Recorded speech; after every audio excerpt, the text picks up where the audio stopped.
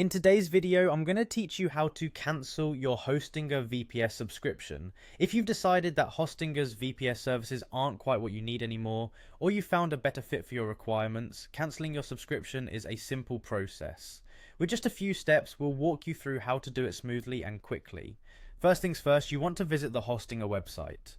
Open your preferred web browser and head over to Hostinger's homepage. Once you're there, look for the login option. It usually sits at the top right corner of the page, making it easily accessible. Click on it to enter your account credentials, which include your email and password, to access your Hostinger account.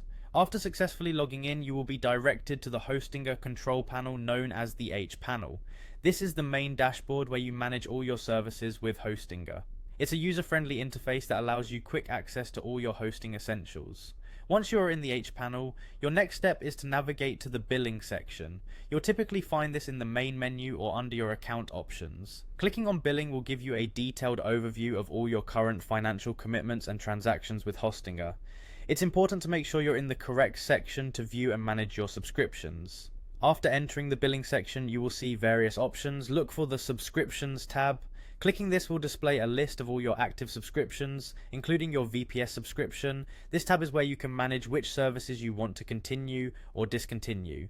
Now, you should be on the page where you can specifically choose the subscription you wish to cancel. Find your VPS subscription from the list and select it. There should be a clear option to cancel the service. Click on it and you may be asked to confirm your decision. This is a typical step to ensure that you truly want to proceed with the cancellation.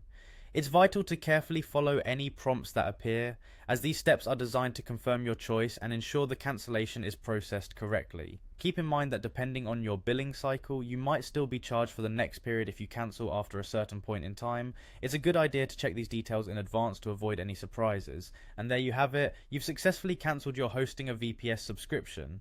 By following these steps, you've taken control of your services efficiently and effectively, making sure you're only paying for what you actually need. If you have any questions or run into issues, don't hesitate to reach out to Hostinger's customer support for assistance. Thank you for watching, and until next time, happy hosting.